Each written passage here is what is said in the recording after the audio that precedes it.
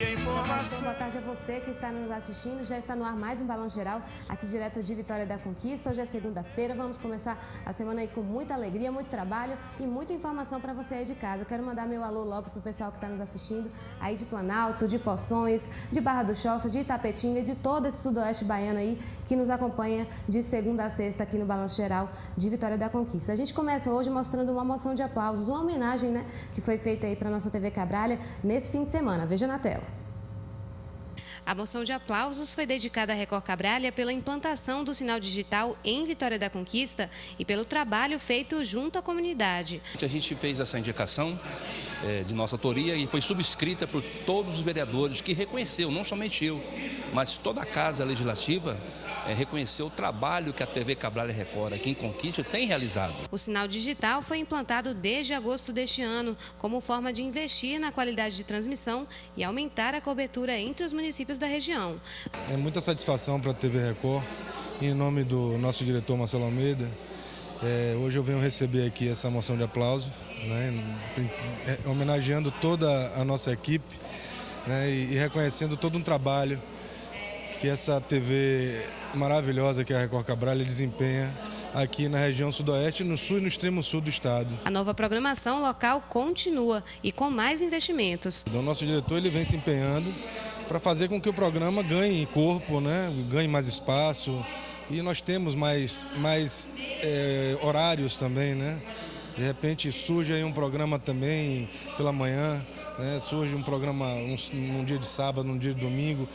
A vontade da TV está cada vez mais presente em Vitória da Conquista, em todos os horários possíveis, levando informação, entretenimento aos nossos telespectadores. Muito bacana, parabéns aí para toda a equipe. E eu quero aproveitar para reforçar nossos contatos, né, gente? Vamos participar aqui do programa, sua participação é muito importante para a gente. Vai ligando no 3429-6203, 3429-6203, falar com a Hortência, nossa produtora, dê sua sugestão de pauta aí para a gente. Quer mandar um e-mail? Pode ser também, é o balancogeralconquista@recordcabralha.com.br. Balanco, sem essa cedilha, geralconquista@recordcabralha.com.br. Não se esqueçam do Facebook, viu, gente? Muito fácil de encontrar, é o Record Conquista. Lá vocês têm acesso às matérias, pode mandar também a sua sugestão e o seu recadinho, quase que não sai, né? Agora a gente vai mudar de assunto um pouquinho para falar sobre a greve dos bancários. Ela já começa nesta semana e a gente foi lá no Sindicato dos Bancários bater um papo para entender melhor sobre o assunto. A greve dos bancários começa essa semana aqui em Vitória da Conquista. A gente vai conversar justamente com o presidente do Sindicato dos Bancários aqui de Vitória da Conquista e região, que é Paulo Barrocas, para esclarecer realmente qual é essa demanda, né? Que a gente entende que a greve não é só uma questão de dificultar mesmo o serviço da comunidade, o acesso ao serviço da comunidade, mas também para reivindicar direitos dos trabalhadores, né, Paulo? Exatamente. A greve é o último recurso utilizado pelo trabalhador para ser respeitado nas suas condições de trabalho, né, e na remuneração também que paga pelas empresas. Uma assembleia foi feita agora no fim do mês, né? E foi aí então que foi decidido. O que está sendo discutido agora? Por que a necessidade dessa greve? A necessidade é porque os bancários vêm cada vez mais com achatamento de salário, com condições de trabalho degradantes, né, demissões de funcionário e com isso atinge também a população, porque quanto menos bancário dentro dos bancos, as filas aumentam, o desrespeito aumenta ao cliente, porque banco é uma concessão pública dada pelo governo para que o banco explore. Então ele tem regras a obedecer, ele tem que atender a clientela bem e com as demissões de bancários, com menos bancários trabalhando, adoece os bancários e a população é mal atendida. Essa crise que a gente tanto fala aí no país, isso também tem relação com os bancos ou não? Para todos os outros setores do nosso país, existe crise, mas para banco não existe crise. Os bancos lucraram, só nesse primeiro semestre, 36 bilhões. É 27% maior que o ano passado. Então, nos outros setores existe crise, mas no banco não existe crise. Certo. Para que o pessoal de casa também tenha uma orientação melhor em relação ao funcionamento dos bancos, já que existe essa greve, como é que o pessoal vai poder fazer serviço de pagamento ou outros serviços do banco? Existem outros canais que ele pode fazer esse pagamento, entrando em contato com a empresa que prestou o serviço para ele, certo? Mas banco não é considerado um serviço essencial. Então, a gente vai poder entrar em greve sem ter que atingir aquela cota que outros setores são considerados essenciais. O que é considerado essencial no serviço bancário é só a compensação. Quem quer fazer um pagamento, por exemplo, pode buscar meios alternativos como lotéricas ou boletos online. Exatamente. Ele pode buscar outros canais, existem os canais da internet, né, que ele pode fazer o pagamento. E caso ele não consiga, que a empresa que ele prestou o serviço para ele não tenha esses serviços alternativos, assim que acabar a greve, ele poderá pagar seu boleto bancário ou outro serviço qualquer. Bom, a partir de agora a perspectiva mesmo é de organizar o movimento da greve. Exatamente.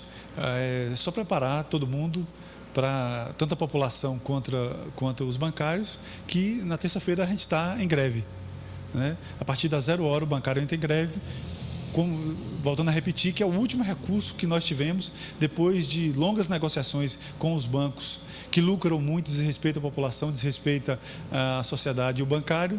Depois de longas negociações, os bancos, com altos índices de lucratividade, não querem atender as mínimas reivindicações da nossa categoria. Tempo indeterminado. Exatamente. Foi o último recurso que a gente utilizou, um direito constitucional garantido constitucionalmente e por tempo indeterminado. Agora preste atenção nesse recado da Unip. Subir na vida não é fácil, mas quando você escolhe o caminho certo, é possível superar todos os obstáculos. E na Unip você pode. Na Unip você faz sua graduação no grupo educacional, presente em diversas cidades do Brasil, estuda com professores qualificados, numa estrutura completa e pagando mensalidades a partir de R$ 169. É isso mesmo que você ouviu, mensalidades a partir de R$ 169. É a melhor relação custo-benefício do mercado. As inscrições para o vestibular são gratuitas e podem ser feitas através do site www.aquivocepode.com.br. Se quiser mais informações, ligue agora mesmo para o 0800 725 0045 e tire todas as suas dúvidas. E sabe o melhor de tudo? Na Unip você sabe exatamente quanto vai pagar por todo o seu curso e termina sua graduação sem dívidas e preocupações. Pronto para enfrentar todos os desafios no mercado de trabalho. O que você está esperando? Não perca essa oportunidade de mudar de vida. Inscreva-se agora mesmo. Venha para o Unip, aqui você pode. Agora a gente vai para um momento de reflexão com o pastor Marcelo Amorim. Boa tarde, Bahia. Boa tarde, Vitória da Conquista, a todos que acompanham o Balanço Geral. Nós vamos falar com Deus em seu favor. Você acompanha aí agora as imagens da cidade maravilhosa de Vitória da Conquista. E eu sei que quantas são as pessoas que mesmo numa cidade maravilhosa como essa não têm conseguido prosperar. Mas nós vamos mudar essa situação. Vamos falar com Deus. É momento de oração. Senhor, nosso Deus e nosso Pai, em o nome do Senhor Jesus, eu te peço por todos, te peço especialmente por essa cidade maravilhosa. Pessoas que acompanham agora esta programação e que precisam se levantar, precisam dar a volta por cima. Dá forças a essas pessoas, meu Deus, para tomar uma atitude e estar conosco ainda hoje. É isso que eu te peço em nome do Pai, do Filho e do Espírito Santo. Todos que crêem, tomam posse, sejam abençoados. Graças a Deus. Deixa eu falar para você uma coisa. Daqui a pouco, às 15, às 17h30 e a última reunião é às 19h. Escolha um horário e venha estar conosco hoje, lutando pela sua vida financeira. É possível você dar a volta por cima, você sair desta situação, tá bom? Então, fica aqui o nosso abraço, que Deus abençoe a todos que acompanham o Balanço Geral. Tchau, tchau.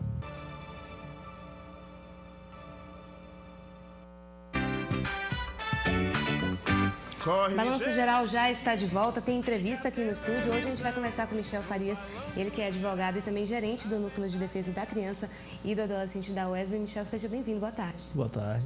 Bom, Michel, eu acho que hoje a gente tem muito o que conversar, porque são assuntos que realmente são de interesse para toda a família, para toda a comunidade conquistense. E a gente começa lembrando, digamos que um aniversariante, né, desse ano de 2015, que é o ECA, né, o Estatuto da Criança e do Adolescente, e que ele tem sido pouco lembrado, né? Na verdade, ele tem quase a minha idade, ele está fazendo 25 anos. E o que a gente pode dizer em relação a essas conquistas, a evolução, o que a gente tem hoje de conquista em relação ao ECA?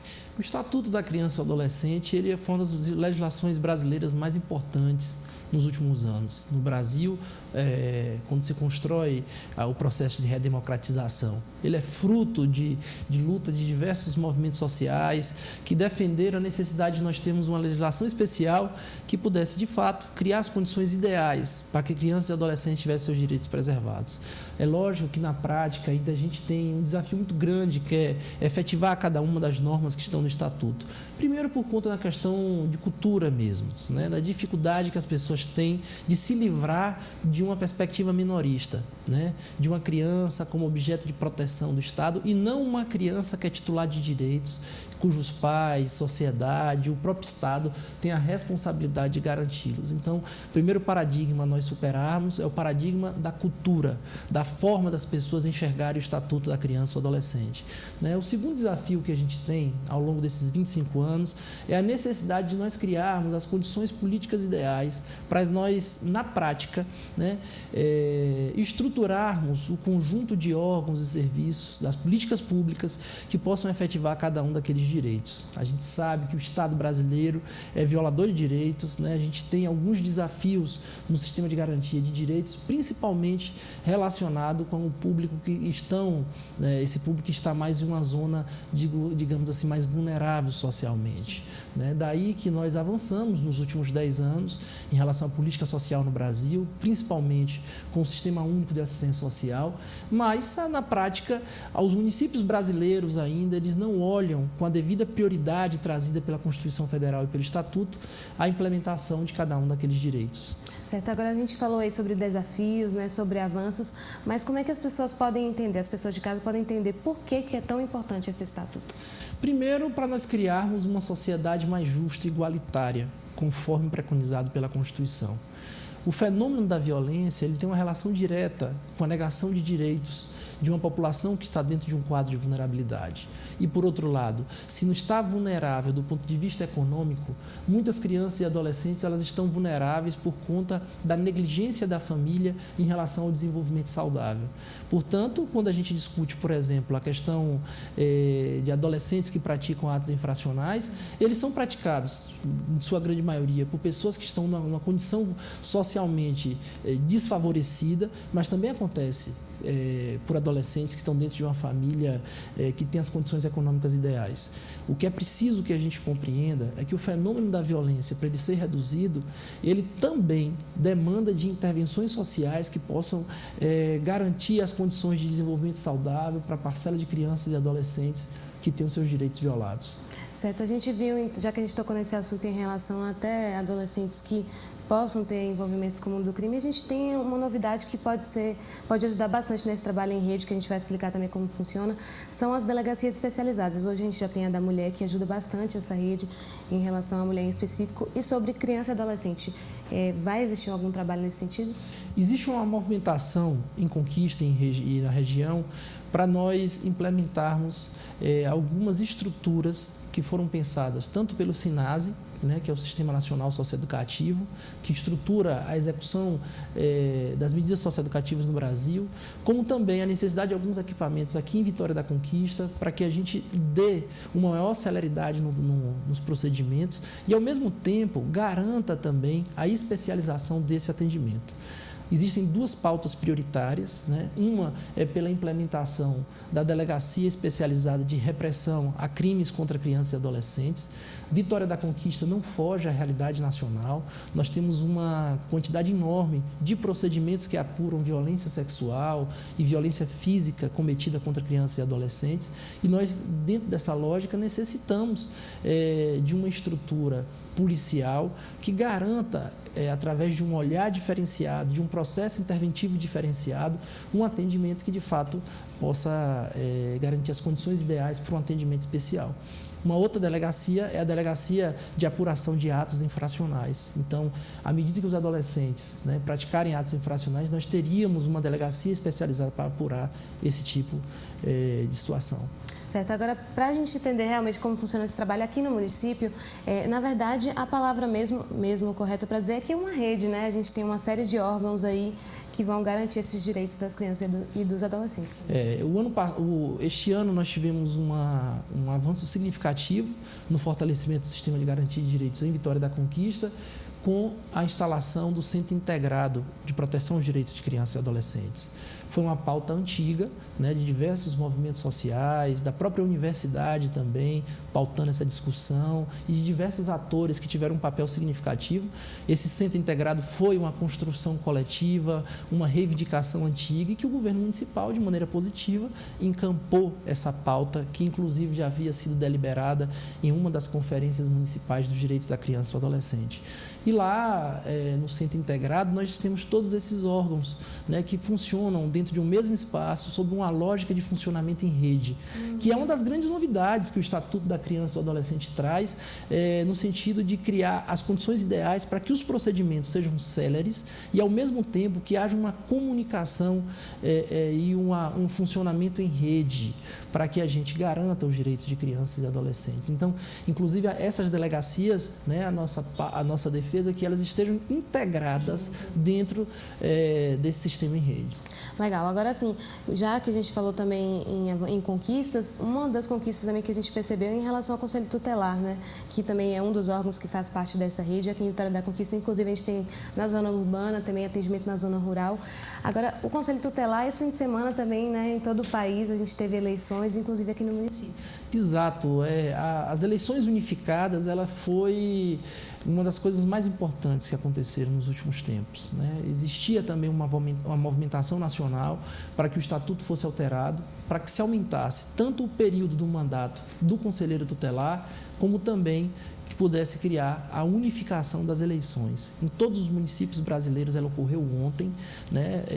Lógico que ainda o processo é adaptativo, muitos municípios não tiveram as condições ideais para desenvolver um processo de escolha dentro da lógica defendida pelo Conselho Nacional dos Direitos da Criança e do Adolescente, como também do próprio Estatuto, mas eu creio que esse é um processo de médio e longo prazo para nós criarmos essas condições ideais, para que o Conselho Tutelar ele tenha seja dada a devida importância por parte dos gestores municipais. O Conselho Tutelar é um dos órgãos mais importantes do sistema de garantia de direitos. Ele é o que nós poderíamos chamar de porta de entrada desse sistema. Daí se dizer que os prefeitos, os secretários municipais e os conselheiros de direitos devem fazer um esforço coletivo para que dê as garantias, para que os conselheiros tenham um preparo técnico, para que a infraestrutura do Conselho Tutelar seja adequada para o recebimento de crianças e adolescentes e que haja investimentos dentro do orçamento municipal para que nós possamos implementar uma política especial que crie programas específicos diante das necessidades dos municípios. Bom, a gente tem pouco mais de um minutinho ainda para conversar, mas eu queria aproveitar, né, já que a gente falou de tantos serviços, de tantos órgãos aí, talvez a comunidade ainda não tenha uma informação sobre como ter um acesso a um serviço como esse. O pessoal tem a dúvida, poxa, Camila, eu quero saber eu tenho uma dúvida em relação à minha família, eu estou com um caso aqui na família também, preciso denunciar. Existe essa comunicação entre a comunidade e esses órgãos? Existe o que nós chamamos de canais de diálogos para garantia de direitos da criança e do adolescente. Um dos mais importantes e eficazes também é o Disque 100, que as pessoas podem ligar sem a necessidade de se identificarem, como também as pessoas podem se dirigir ao Centro Integrado de Proteção à Criança e ao Adolescente, onde todos os órgãos estão lá dentro, né? O Conselho Tutelar é a porta de entrada desse sistema. Qualquer circunstância que configure uma violação de direitos ou uma mera ameaça pode e deve ser comunicado ao Conselho Tutelar. Aqui, Camila, não funciona aquela lógica na área da infância, dizendo assim, olha, a gente não vai se envolver com o problema da família, não. Garantir direitos de crianças e adolescentes é uma responsabilidade coletiva. É uma responsabilidade nossa, então tá aí um conselho muito bom, nosso papo. Obrigada pela sua presença e a gente encerra por aqui. Amanhã eu espero vocês ao meio-dia com Tom Ribeiro e 1h40 em ponto aqui direto de Vitória da Conquista. Até lá! Corre ligeiro, menino, ligue a televisão.